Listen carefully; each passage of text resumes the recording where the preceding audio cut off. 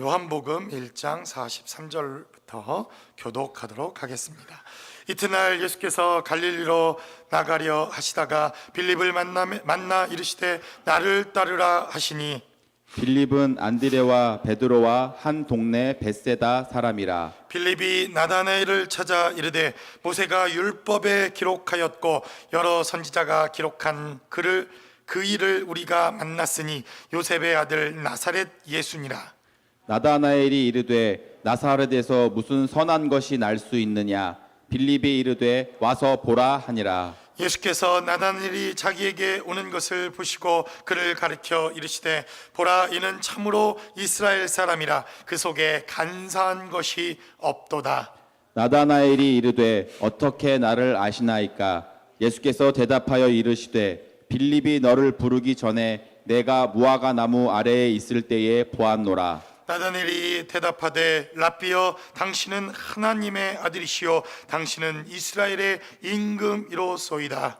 예수께서 대답하여 이르시되 내가 너를 무화과 나무 아래에서 보았다 함으로 믿느냐. 이보다 더 큰 일을 보리라. 같이 합독합니다. 또 이르시되 진실로 진실로 너희에게 이르노니 하늘이 열리고 하나님의 사자들이 인자 위에 오르락 내리락 하는 것을 보리라 하시니라. 아멘, 아멘. 우리는 지금 사순절의 시간들을 지내고 있습니다. 사순절이라고 하는 것은 부활절을 시작으로, 부활절을 기점으로 해서 주일을 뺀 그 전 40일을 가르쳐 우리가 사순절이다 이렇게 이야기를 합니다. 그러니까 올해에는 4월 1일, 4월 첫째 주 주일이 바로 우리가 부활주일로 이렇게 하나님 앞에 절기를 지키게 되기 때문에 그 주일을 뺀, 오늘도 빼고 지난주 주일도 빼고 다음 주 주일도 뺀 이러한 주일을 뺀 40일 기간 동안 우리가 사순절이라고 하는 이러한 기간을 보내게 되어 있습니다. 그러니까 2월 중순부터 이미 우리는 사순절이라고 하는 이러한 절기를 지키면서 주님을 묵상하고 또 주님의 부활을 기대하며 주님의 부활 가운데 우리가 어떻게 나아갈 것인가 하는 묵상의 시간들을 갖게 됩니다. 혹자는 어떤 이들은 이게 과연 기독교의 절기냐, 우리 개신교의 절기냐, 이게 성경적인 절기냐 이렇게 저에게 따져 묻는 분들도 계십니다. 물론 성경이 사순절을 지켜라, 그리고 사순절을 이렇게 해야 된다, 주일을 뺀 40일을 너희가 거룩하게 지켜라 이렇게 우리에게 절기를 주거나 이러한 절기를 지키도록 이렇게 성경이 이야기하고 있는 것은 아닙니다. 누가 사순절을 시작했는지, 그리고 어떻게 개신교회가 이 사순절을 받아들여서 함께 주님을 묵상하고 절기로 지키게 되었는지 많은 성경학자들도 그리고 역사를 담당하는 사람들도 그들이 주장하는 바가 각각 다르다 하는 것을 우리는 깨닫게 됩니다. 이것이 꼭 성경적이냐, 그리고 개신교회가 해야 되는 그러한 절기냐 이런 것을 따져 묻기 이전에 저는 개인적으로 저의 개인적인 신앙의 삶의 자리에 있어서 이 사순절 기간이 참으로 의미가 있다고 생각되어집니다.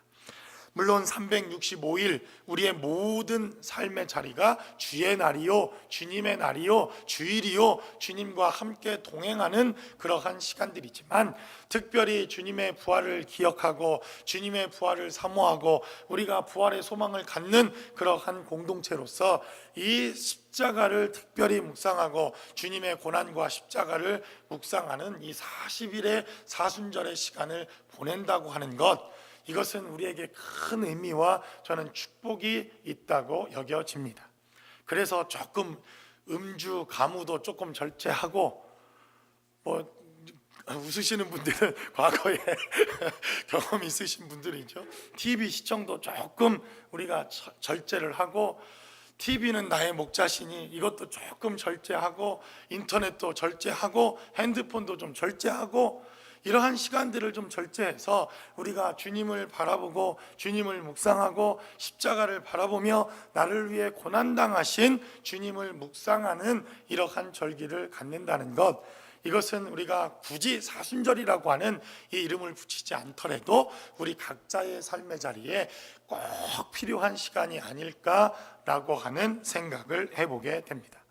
그래서 느닷없이 아니 지난 시간까지 목사님이 야고보서를 하더니 좀 재료가 이제 떨어지셨습니까? 이게 아니라 잠시 야고보서를 하던 것을 우리가 좀 멈추고 우리도 사순절의 기간 동안 한 주간 말씀을 통해서 그리고 사순절이 이 시작되어지는 이 절기가 이미 시작되었지만 그러나 사순절의 말씀의 묵상을 통해서 우리가 기대하는 주님 그리고 우리가 바라보는 주님, 우리가 이 자리에 나와 예배하는 그 주님의 본질이 무엇인지 그리고 우리 신앙의 본질이 무엇인가 하는 것을 우리가 나누어 보는 시간들이 되어지시기를 주님의 이름으로 간절히 축원합니다.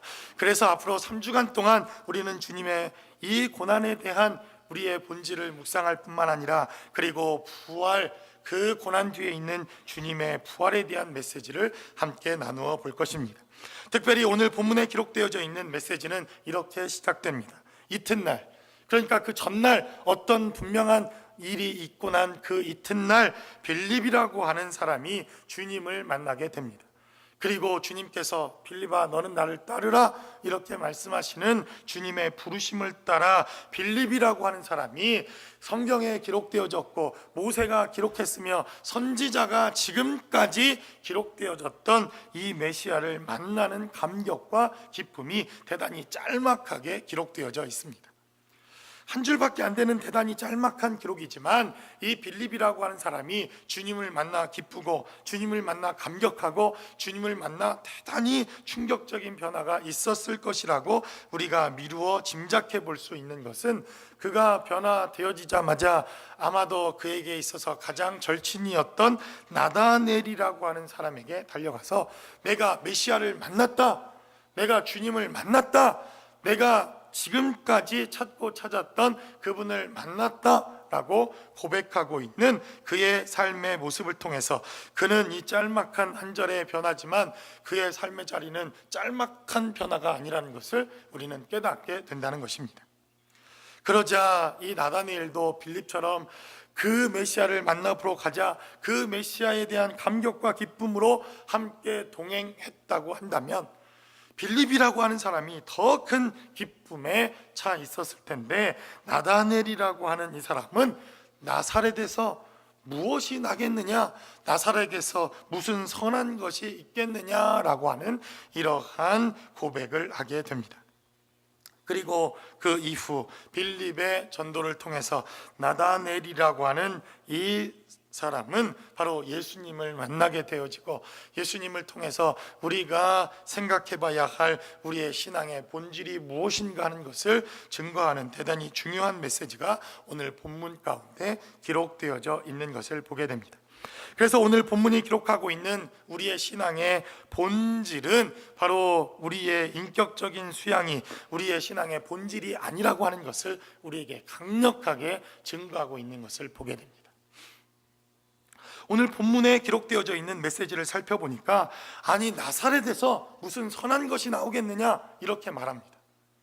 저도 처음에는 이 메시지를 들으면서 얼마나 상처가 되었던 시기가 있었는지 모릅니다. 제가 개척을 준비하고 기도하고 하나님이 주신 감동으로 이 지역의 교회를 좀 개척해 봐야 되겠다 이렇게 생각하고는 기도를 부탁하면서 주변에 있는 목사님들과 선배들에게 부탁을 좀 드렸습니다. 그랬더니 최고의 관심사가 어디서 개척하느냐 이거 아닙니까? 그래서 렌초 국화문가에서 개척을 할 생각입니다 이랬더니 반응이 두 가지입니다. 어디 애리조나로 이사가? 아니 LA 같은 지역에 살면서도 이런 렌초 국화문가라고 하는 지역이 있는 줄도 모르는 반응. 그리고 또 한 가지 반응은 아니 렌초 국화문가 같은 데서 무슨 개척을 해? 안 돼. 나사렛에서 무슨 선한 것이 나와 렌초 국화문가에서 무슨 선한 것이 나오겠느냐 하는 반응도 상당히 많았던 것을 보게 됩니다. 그래서 얼마나 제가 이 메시지를 볼 때마다 하나님 정말 이 렌초 국화문가에는 선한 것이 없습니까? 따져 물었는지 모릅니다. 그래서 얼마나 상처가 됐는지. 그런데 지금 그때 저한테 나사렛에서 렌초 국화문가에서 무슨 선한 것이 나오겠느냐고 반문했던 목사님들이 우리 교회를 보면 깜짝 놀랍니다. 할렐루야. 선한 것이 나올 수 있다고 하는 것을 우리는 보지 않습니까? 그래서 저는 이 메시지를 묵상할 때마다 나사렛에서 선한 것이 나오겠는가, 과연 렌초에서 선한 것이 나오겠는가, 얼마나 마음을 졸이면서 개척을 했던 기억이 있습니다. 이 나다넬이 하나님에 대한 메시지를 거부하고 빌립이 하나님을 만났다고 하는 메시지를 거부하면서 나사렛에서는 선한 것이 나올 수 없다 이렇게 말하며, 그래도 빌립의 강권 때문에 주님 앞에 나오게 됩니다. 그 나다넬을 본 주님께서는 이제 나다넬을 향해서 47절로 이렇게 증거하는 것을 보게 됩니다. 예수께서 나다넬이 자기에게 오는 것을 보시고 그를 가리켜 이르시되, 보라, 이는 참으로 이스라엘 사람이라, 그 속에 간사한 것이 없도다라고 이렇게 증거합니다. 그러니까 예수님께서는 지금 예수님을 거부하고 나사렛 예수가 과연 선하지 않다고 이렇게 말하고 있는 나다넬을 향해서 딱 보자마자 간사한 것이 없는 사람이다 이렇게 증거하는 것을 보게 됩니다. 그리고 또 계속해서 48절로 예수님은 나다넬이 이르되 어떻게 나를 아시나이까? 예수께서 대답하여 이르시되, 빌립이 너를 부르기 전에 내가 무화과 나무 아래에서 늘 기도하며 말씀을 읽으며 메시아를 기다리며 하나님의 나라가 이 땅에 도래할 것을 네가 늘 간구했던 너를 내가 보았다 이렇게 증거하는 것을 보게 됩니다. 그랬더니 나다넬이 뭐라고 고백합니까? 당신은 참 하나님이요, 당신은 참 이스라엘의 선지자요, 당신은 참 메시아입니다 이렇게 말합니다. 헷갈리지 않습니까? 간사한 것이 없다 말했더니 너는 간사한 것이 없는 사람이다 말하니까 예수님을 향해서 즉시로 당신은 이스라엘의 왕이요 선지자요 하나님이십니다 이렇게 고백하는 것을 보게 됩니다. 그런데 주님께서도 이 나다넬의 인격과 나다넬의 삶과 그가 살아왔던 삶의 방식을 인정해 주셨다는 것입니다. 얼마나 칭찬드릴 만한 말입니까? 그 안에 간사한 것이 없다, 그 안에 앞뒤로 이렇게 헬라빼딱 하는 게 없다고 이렇게 성경은 말합니다. 간사한 것이 없다 이렇게 말합니다. 그리고는 너는 참 이스라엘이요, 그 속에 간사한 것이 없으므로 하나님께서 인정하는 이러한 사람이었다 하는 것을 성경은 우리에게 증거하고 있다는 것입니다. 바로 하나님께서 나다넬을 인정하셨을 뿐만 아니라 다른 복음서에 기록되어져 있는 이 나다넬이라고 하는 이 사람의 이름을 살펴보면 바돌로메오라고 하는 이러한 제자로 알려져 있습니다. 그러니까 다른 복음서에서는 바돌로메오 이렇게 불렸던 사람이 이 요한복음에서는 나다넬이다 이렇게 불립니다. 바돌로메라고 하는 뜻은 돌메오의 아들 이런 뜻입니다.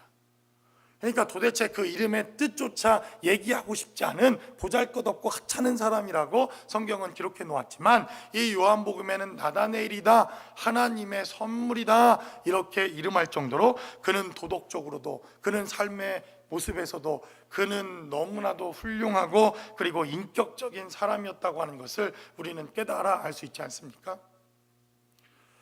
이런 사람이 목회를 해야 되는데, 저 같은 사람 오늘 아침에 호떡 하나 뒤집는 것 때문에 아주 그냥 또 이놈 호떡을 다 태워서 난리를 하고,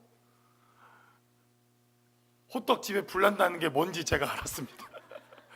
저를 먹이겠다고 호떡 몇 개를 구웠는데, 아니 아침에 제가 얼마나 바쁩니까? 말씀도 묵상도 해야지, 하나님의 음성도 기도해야지. 그런데 호떡 뒤집으라고 하니 제가 깜빡 잊어버렸죠. 그 호떡을 뒤집겠습니까? 다 태웠다고 아주 그냥 혼나고, 그 호떡 나한테 맡겼다고 난리를 하고, 에이 설교하러 안 가! 이렇게 하려고 하다가 그래도 이제는 좀 변해야 되겠으니 얼마나 우리가 간사합니까? 이 문지방 하나 나가서, 다행히 우리는 주차장이 넓으니 괜찮지만 예전에 주차장 작은 교회에서는 은혜 받고 나가며 서로 부둥켜 안고 울며 나가다가 주차장에서 싸웁니다. 주차장에서 아주 은혜를 다 쏟고 갑니다. 그래서 목사님들마다 얘기하는 게 뭐냐면, 교회의 모든 은혜는 주차장에 다 있다 이렇게 얘기합니다. 거기서 다 쏟고 가니까. 그래서 주차장에 가서 쏟아놓은 은혜 다 주워다가 그런 이야기들을 왜 합니까? 얼마나 우리가 간사하고 얼마나 우리가 연약한 사람일 뿐만 아니라 얼마나 우리가 어리석은 인생들인가 하는 것을 단적으로 보여주는 것이라고 생각되어집니다. 그러나 주님께서는 나다넬을 향해서 보라, 이 사람은 참 이스라엘이다, 그리고 그 안에 간사한 것이 없다라고 말하며 내가 늘 무화과 나무 아래 있을 때 너를 보았다라고 하나님께서 칭찬하십니다. 그러나 이것이 기독교의 본질이 아니다라고 주님은 분명히 우리에게 말씀하십니다. 착하게 살았다, 너는 법 없이도 살 사람이다, 모든 사람이 너를 착한 사람, 좋은 사람, 그리고 환영할 만한 사람, 법 없이도 살 사람이다, 이렇게 이야기하지만 그러나 이것이 기독교의 본질은 아니다라고 말합니다. 그래서 우리의 신앙은 인격의 수양이나 인격의 훌륭함으로 우리의 본질을 이야기하는 것이 아니라 바로 우리가 묵상하고 우리가 바라보며 우리가 나아가야 할 삶의 자리는 비록 이 개떡 같은 이러한 인격이라 할지라도, 도대체 목사의 자격이 없는 이러한 사람이라 할지라도 그래도 주님을 바라보며 하나님의 은혜를 바라보며 오직 주님을 바라보는 삶의 자리, 이것이 기독교의 본질이요 능력이더라 하는 것을 성경은 우리에게 증거하고 있더라는 것입니다. 그래서 이 나다넬을 보면 예수 없는 하나님의 은혜 없는 우리의 인격의 훌륭함, 하나님이 없는 기도, 하나님이 없는 말씀, 예수님이 없는 우리의 신앙생활도 얼마든지 가능하다고 하는 것을 이 나다넬을 통해서 우리는 봅니다. 예수님 없는 열심, 예수님 없는 기도, 예수님 없는 찬양, 예수님 없는 40일 새벽 기도, 예수님 없는 40일 금식. 아니 왜 명함을 주면서 40일 금식 기도 3번 이런 걸 명함에 왜 써놓습니까? 그게 우리의 신앙의 본질을 자랑할 거리가 되며 그것이 우리의 신앙의 본질입니까? 저는 너무 많이 봤습니다. 저도 그냥 써볼까요? 40일 금식은 못했지만 21일 금식부터 시작해서 땅굴에 가서 기도한 것부터 시작해서 이러한 것들이 우리의 본질적인 문제가 되지 않는다라고 성경은 우리에게 증거합니다. 바로 예수님을 만나지 않았던 나다렛이었지만 그래도 그는 참 이스라엘이었을 뿐만 아니라 그 속에 간사한 것이 없고 늘 그는 무화과 나무 아래서 기도하는 사람이요, 율법의 말씀을 묵상했던 사람이요, 하나님의 은혜를 기다렸던 사람이었다고 성경은 우리에게 증거하고 있더라는 것입니다. 그래서 이 사순절의 기간 동안 우리가 기도하며 묵상하며 금식하며 또 여러 가지 사순절의 행사를 하는 것도 대단히 필요하고 중요하지만 그러나 본질을 놓쳐서는 안 되겠다라고 하는 것을 성경은 우리에게 증거합니다. 여러분, 그 본질이 무엇입니까? 예수입니다. 그 본질은 바로 예수님이십니다. 그 본질을 우리가 붙잡는 것, 이것이 바로 사순절의 목적이요, 그 본질을 바라보며 그 본질이 되어진 주님께서 이 땅에 오신 이유가 무엇이며 고난당한 이유가 무엇이며 저 십자가를 지신 이유가 무엇이며 그분이 나를 위해 죽으신 이유가 무엇인가를 깨닫는 것, 이것이 바로 우리가 이 사순절의 기간 동안 묵상해야 할 가장 기초적이고 그러나 가장 중요한 본질적인 문제라는 것입니다.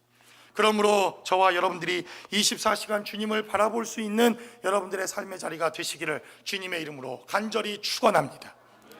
24시간, 이 40일 기간 동안만이라도, 이번 한 주간만이라도 내가 나의 삶의 자리가 너무 바쁘고 힘들고 어려운 삶의 자리일지라도 내가 주님 바라보며 한 번이라도 그분을 묵상하며 그분의 은혜 가운데 거하며 나에게 지금까지 함께 주셨던 그 하나님의 은혜를 기억하고 감사의 삶을 살아가며 그 십자가를 묵상하는 시간, 이것이 사순절이라고 한다면 이것이 무슨 기독교의 절기냐 아니냐 이러한 논쟁보다 우리에게 있어서 이러한 사순절의 의미는 대단히 큰 의미가 될 것이라고 믿습니다.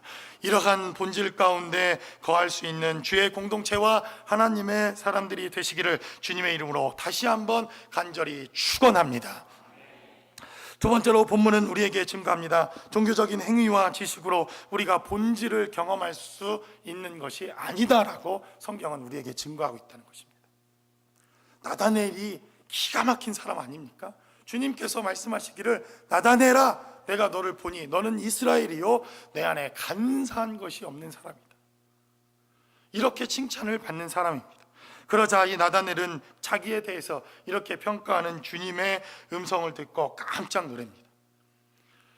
아니 예수님, 나를 아십니까? 나를 본 적이 있습니까? 그러자 주님께서는 말씀하시기를 빌립이 너를 부르기 전부터 네가 무화과 나무 아래에 있을 때 그때 내가 너를 보았다라고 주님은 말씀하십니다. 빌립이 얼마나 깜짝 놀랐겠습니까? 나다넬도 얼마나 깜짝 놀랐겠습니까? 아니 이 소개하고 있는 빌립도 내가 처음 이제 주님께 나다넬을 소개하고 있는데 나다넬이 그런 사람이란 것을 알고 빌립조차도 얼마나 놀랐겠습니까? 그러나 이 나다넬은 바로 자기가 무화과 나무 아래에서 비밀스럽게 주님과 늘 교제하던 장소요, 늘 주님 앞에 비밀스럽게 무릎 꿇던 장소요, 눈물로 기도하던 곳이요, 하나님의 은혜가 필요하면 늘 찾아가 그곳에서 하나님의 말씀을 묵상하고 메시아를 기대하며 하나님 앞에 나아갔던 장소가 바로 이 무화과 나무 아래라고 하는 이러한 비밀스러운 장소였던 것을 보게 됩니다. 여러분, 우리도 그렇지 않습니까?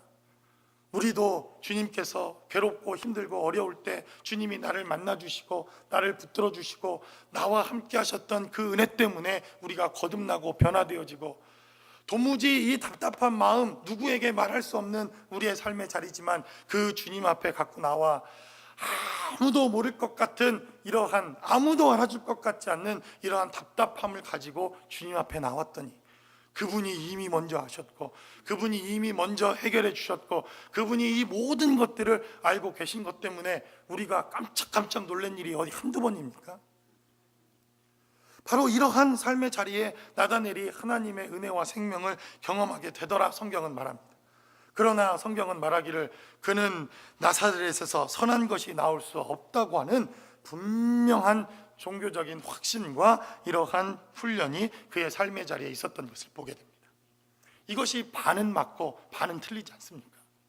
성경은 말하기를 예수님께서 미가서 선지자를 통해서 5장 2절에 바로 우리의 메시아는 베들레헴이라고 하는 동네, 베들레헴아 너는 작지 아니하노니 너에게서 큰 하나님의 종이 나올 것이다 라고 하는 메시지를 통해서, 이는 하나님의 선지자의 예언을 따라 바로 메시아가 나사렛이 아닌 바로 베들레헴에 올 것이라고 하는 분명한 메시지를 이 나다넬은 갖고 있었습니다. 그리고 그는 무화과 나무 아래에서 날마다 기도하는 자요, 날마다 메시아를 바라보는 자요, 날마다 하나님 나라를 사모하는 자였다고 하는 것을 보게 됩니다.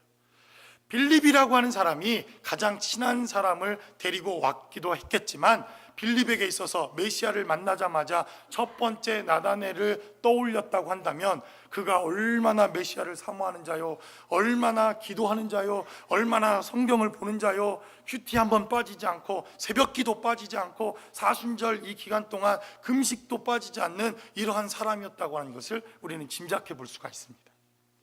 그러나 이러한 종교적인 열심과 이러한 신앙의 열심만으로도 부족한 것이 있다라고 성경은 우리에게 증거합니다. 예수가 없는 사순절, 예수가 없는 기도, 예수가 없는 말씀 묵상, 예수가 없는 봉사, 예수님이 계시지 않는 우리의 기도, 우리의 예배, 이러한 것이 얼마든지 있을 수 있다고 하는 것을 성경이 나다넬의 사건을 통해서 우리에게 보여주지 않습니까?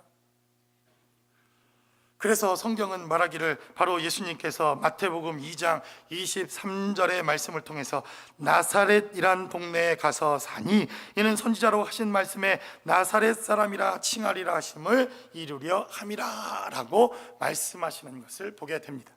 헤롯 왕이 예수님과 또 그 2살 아래로 난 모든 사람을 죽이려고 하는 이러한 극악한 일들이 이스라엘 땅 가운데 있었습니다. 마리아와 요셉이 예수님을 데리고 애굽에 피난하고 있던 그 시대에 바로 이 헤롯 왕이 죽었다고 하는 메시지를 듣게 되어지지만 어린 아들을 죽음에 이르게 하고자 했던 그들의 삶의 자리가 두렵기는 여전했을 것이라고 생각되어집니다. 그러니까 어디에 옵니까? 그 누구도 주목하지 않는 장소, 그 누구도 다시 이 마리아와 예수님이 이스라엘 땅에 들어와 살아도 그 누구도 주목하지 않는 장소, 아무도 들어오든지 말든지 관심도 갖지 않는 장소, 바로 이 나사렛이라고 하는 이러한 장소에 예수님께서 와서 바로 나사렛이라고 하는 이름으로 불려질 것이다 라고 하는 선지자의 말씀을 이루게 되었다는 것입니다. 그러니까 나다나엘의 종교적 행위 그리고 종교적 지식이 분명히 훌륭한 사람인 것은 분명하지만, 그러나 그러한 종교적 열심만으로 우리가 본질적인 주님을 깨닫고 아는 것은 불가능하다, 성경은 이렇게 증거하고 있더라는 것입니다. 그래서 우리가 기도와 또 사순절의 시간들을 통해서 우리가 깨닫고 우리가 점점점 알아가야 하며 우리의 삶의 자리에서 보다 더 깊이 있는 교제가 필요한 삶의 본질은 바로 예수님이다 라고 성경은 우리에게 가르치며 증거하고 있습니다. 그래서 나사렛 예수, 나사렛에서 무슨 선한 것이 나오겠는가 라고 하는 이 나다넬의 고백은 베들레헴에서 예수님이 오셔야 한다고 하는 그의 율법에 기록된 메시지입니다. 그리고 또 한 가지, 도대체 나사렛, 넷제르라고 하는 단어에서 나와 있는 이 나사렛, 아무리 살펴봐도 그 누구도 주목하지 않는 그러한 장소. 그래서 이 나사렛이라고 하는 이름의 뜻은 싹이다 이런 뜻입니다. 싹, 좋은 싹이 아니라 아주 싹수가 노란 싹. 우리 그러지 않습니까? 아이고 저거 싹수가 틀려 먹었다고. 바로 그때 이야기하는 바로 보잘것없는 싹, 이것을 이야기할 때 바로 나사렛이라고 하는 단어를 붙였습니다. 그러니 나사렛 동네에서 메시아가 나왔다고 하니 자기는 나사렛보다 그래도 조금 좋은 동네에 살고 있었던 나다나엘이 나사렛 같은 곳에서 이러한 메시아가 나올 거라고 하는 메시지를 들으니 얼마나 이것이 귀에 거슬렸을까 하는 것을 우리가 생각해 볼 수 있다는 것입니다. 그래서 44절은 기록하기를 빌립은 안드레와 베드로와 한 동네 벳세다 사람이었다 이렇게 증거합니다. 그러니까 어쩌면 나다넬이라고 하는 이 사람도 벳세다라고 불리우는 이 지역의 사람이었을 가능성이 상당히 많습니다. 렌초 국화문가 예전 기억하시는 분들은 막 똥냄새 나고 팔이 들끓고 바람이 365일 불고, 저도 이 동네로 이사를 온다니까 세 가지를 얘기를 하시더라고요. 거기 바람 불어서 어떻게 사냐고, 파리 때문에 어떻게 사냐고, 똥냄새 때문에 어떻게 사냐고, 내린초 국화문고에서는 선한 것이 나올 수 없다고. 얼마나 좋은 곳입니까? 그렇지 않습니까? 바로 나다넬의 삶을 통해서 이러한 종교적인 행위와 종교적인 열심만으로 우리가 신앙의 본질이요 신앙의 확실한 근거가 되어지는 주님을 온전히 알 수 없다고 하는 사실을 성경은 우리에게 증거하고 있다는 것입니다. 그래서 이 사순절의 기간은 바로 본질이 되시는 주님을 알아가는 시간이요, 주님을 만나는 시간이요, 주님께서 우리에게 약속하신 주님의 약속을 붙드는 시간이요, 그분이 누구인가 하는 것을 보다 더 근본적으로 묵상하는 시간, 바로 이 시간이 바로 우리의 사순절의 시간이라고 하는 것을 성경은 우리에게 증거합니다. 그러므로 저와 여러분들의 삶의 자리에도 이러한 하나님의 은혜가 함께 하실 수 있기를 주님의 이름으로 간절히 축원합니다.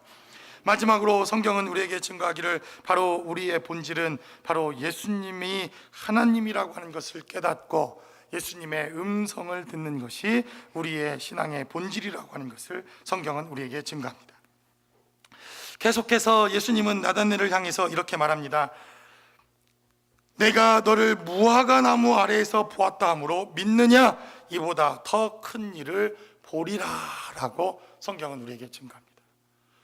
주님이 내 기도에 응답하셔서, 주님이 나에게 건강 주셔서, 주님께서 내 사업을 또 이렇게 확실하게 붙들어 주셔서, 우리 아들이 또 좋은 대학에 가게 되어져서, 우리는 여러 가지 이유들 때문에 주님이 하나님이심을 고백할 뿐만 아니라 또 우리의 신앙의 삶의 자리에서 그분이 하나님이라고 하는 삶의 고백이 있었음을 우리는 너무나도 잘 압니다. 나다넬이라고 하는 이 사람도 그 누구에게도 얘기하지 않았고 그 누구에게도 밝히지 않았던 자신의 비밀스러웠던 삶의 자리를 주님이 딱하니 알아보자 당신은 하나님이십니다, 당신은 메시아입니다 라고 하는 고백의 시간이 있었던 것을 보게 됩니다. 그러나 예수님께서는 이 나다넬을 통해서 이렇게 증거합니다. 내가 너를 무화과 나무 아래서 보았다고 너는 나를 하나님이라고 하느냐? 더 큰 일을 보리라 라고 증거합니다. 내가 기도응답 하나 받았다고 너는 나를 하나님이라고 하느냐? 내가 더 큰 것을 보리라. 이것이 주님이 우리에게 본질적으로 말씀하시고 있는 은혜라고 하는 것을 성경은 우리에게 증거하고 있다는 것입니다. 내가 단순히 이 육체의 고침을 받았다고 너는 나를 하나님이라고 하느냐? 내가 나를 믿으면 이보다 더 큰 일도 보리라 라고 주님이 말씀하시고 있다는 것입니다. 51절은 계속해서 증거하기를 진실로 진실로 너희에게 이르노니 하늘이 열리고 하나님의 사자들이 인자 위에 오르락 내리락 하는 것을 보리라 하시니라 라고 주님께서 나다넬에게 말씀하시는 것을 보게 됩니다. 단순히 내가 너를 알아주고 내가 어떻게 살았는지 내가 너를 인정해주고 이것 때문에 너는 나를 메시아라고 말하고 너는 나를 하나님이라고 말하지만 내가 나를 믿기만 하면, 내가 나를 가까이 하면, 내가 나를 날마다 묵상하고 만나기만 하면 너는 하늘이 열리는 것을 보고 영적인 삶의 자리가 무엇인가를 깨닫는 엄청나게 더 큰 비밀을 보게 될 것이다. 이것이 나다넬에게 하나님께서 말씀하신 약속이었다는 것입니다. 그러므로 여러분, 우리가 이 사순절의 기간 동안 해야 할 본질이 무엇입니까? 바로 예수님을 통해서 하늘이 열리는 것입니다.